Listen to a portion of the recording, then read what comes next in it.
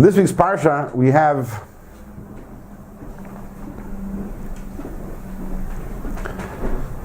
Eila Tildas Noach. Right? That Noach was a tzaddik tamim b'dei reisav in his generation. What does it mean, his generation? So Rashi famously says, Yesh darshan nesei l'shvach, v'yesh darshan nesei l'gnai. That those who say it, that those who say that this is a praise for Noach, those who say that this is said not in praise of Noach, this is derogatory of Noach.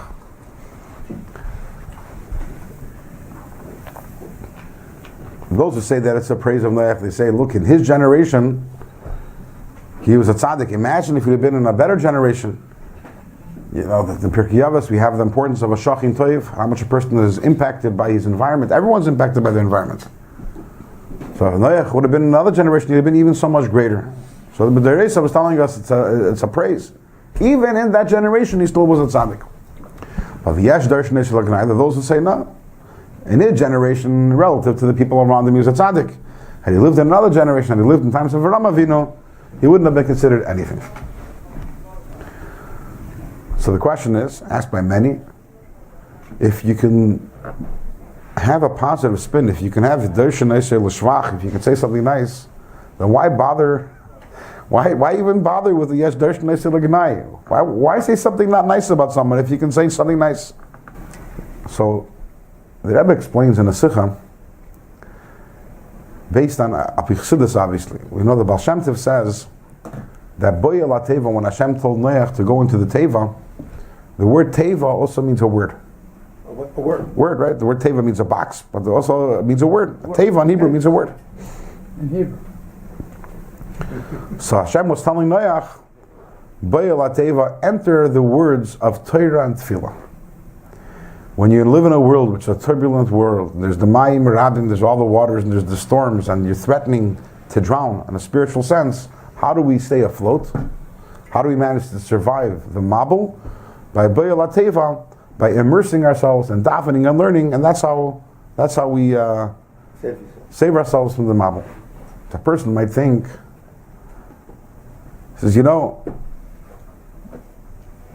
another person needs to enter the words of Torah and Tefillah in order to be able to escape the Mabul. But me, I'm a very holy person, very spiritual person. I'll survive. I'm not going to drown. So that's why we say, Yesh darshan nesei l'shvach. You should know Noach was an incredibly great tzaddik. And even he was a tzaddik in that generation, even though that was such a terrible generation, he was an incredible tzaddik. And even him, Hashem told him, Boya la Teva, you also have to enter the Teva. And why is that? Because as we learned today, as we learned in Perek Daled, you can't connect to Hashem without Torah. You can't.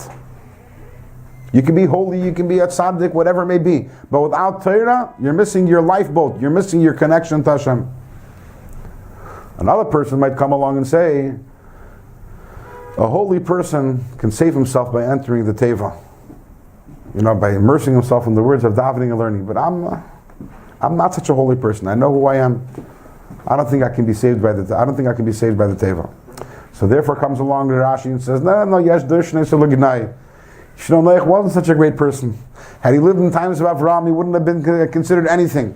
And still Hashem told him, Boya la Teva, enter the Teva, because there you can be saved.